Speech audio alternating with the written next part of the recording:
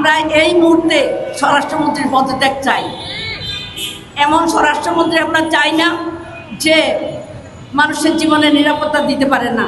আমরা দেখতে পাচ্ছি শুধু নারীরা নয়, আমাদের ছোট ছোট শিশুরা আক্রান্ত হচ্ছে এবং তাদের অত্যন্ত নির্মমভাবে তাদেরকে জীবন দিতে হচ্ছে। এই পরিস্থিতি কেন?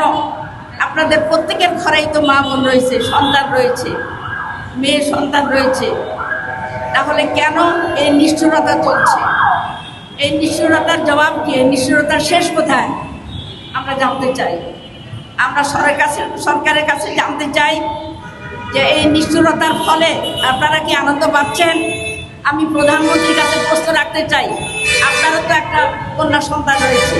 আপনার এই সন্তানের উপরে যদি হামলা হতো তাহলে আপনার কাছে কেমন লাগতো? আমি স্বরাষ্ট্রমন্ত্রীর কাছে জিজ্ঞাসা যে আপনি কিভাবে স্বরাষ্ট্রমন্ত্রী থাকেন? এতগুলা ছোট ছোট শিশুকে হত্যাকাণ্ডের পরেও আপনার কি লজ্জা হয় না?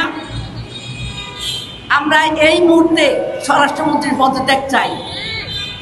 এমন স্বরাষ্ট্রমন্ত্রী আমরা চাই না যে মানুষের জীবনে নিরাপত্তা দিতে পারে না, যে ব্যর্থ, যে বিদেশে 17 বছর পর্যন্ত দুধ কলায় লালিত পালিত হয়ে এখানে আসছে স্বরাষ্ট্রমন্ত্রী হওয়ার জন্য। এই স্বরাষ্ট্রমন্ত্রী আমাদের কোনো কল্যাণ দিতে পারে নাই, ব্যর্থ হয়েছেন। সুতরাং আমরা তার পদত্যাগ চাই। দ্বিতীয়ত, আমরা চাই কল্যার বদলে কল্যা। এই রামিসাকে যেইভাবে হত্যা করা হয়েছে নিষ্ঠুর কায়দায়, তার মাথা কেটে বিচ্ছিন্ন করা হয়েছে। আমরা ওই মাথার পরিবর্তে আরেকটা মাথা চাই যে তার মাথা কেটেছে, এবং যে তার সহযোগী ছিল, তার সহধর্মিনী, সেই মহিলাকেও আমরা চাই একই কায়দায় হত্যা করা হোক। প্রিয় ভাই বোনেরা, বিচারের বাণী নিভৃতে কাঁদে। কি দেখা যাচ্ছে যে বাংলাদেশে শত শত হাজার হাজার মামলা বছরের পর বছর ধরে চলছে। এটা কি ধরনের আদালত?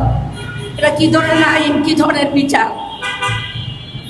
প্রত্যক্ষদর্শী রয়েছে, প্রত্যক্ষ সাক্ষী রয়েছে, এবং যে আসামি সে স্বীকারোক্তি দিয়েছে, তারপরেও সে আসামিকে করা হয় না, তার বিচার হয় না, এবং আরেকটা ডেট দেয়, সেই ডেট চলে গেলে আরেকটা ডেট দেয়। এটা কি ধরনের বিচার? আমরা এই ধরনের বিচার ব্যবস্থা চাই না। আমরা চাই বিচার ব্যবস্থার আমূল পরিবর্তন। আমরা চাই এদেশের মানুষের প্রতি ইনসাফ করা হোক, প্রত্যেকটা হত্যাকাণ্ডের বিচার করা হোক, এবং হত্যাকাণ্ডের জন্য আলাদা ট্রাইব্যুনাল গঠন করে বিচার 1 সপ্তাহের মধ্যে প্রত্যেকটা হত্যাকাণ্ডের বিচার সম্পন্ন করতে হবে। কারণ মানুষের হৃদয় থেকে যখন হত্যার চিহ্নতা মুছে যায়, যখন হত্যাকাণ্ডের রক্ত যখন শুকিয়ে যায়, তখন মানুষের হৃদয় থেকে কিন্তু এই চিহ্নটা মুছে যেতে থাকে। তাহলে কি হয়? তাহলে বিচারটা দীর্ঘায়িত হয়ে যায়, এবং সেই বিচারের কোনো মানে হয় না। যদি 7 বছর আগে বা 10 বছর আগের একটা হত্যাকাণ্ডের বিচার এখনো হয়, তাহলে এই 7 বছরে কতগুলো হত্যাকাণ্ড হচ্ছে আপনারা ভাবতে পারেন? তাহলে ওইগুলার দায়িত্ব কে নেবে? অবশ্যই বিচার বিভাগের দায়িত্ব নিতে হবে।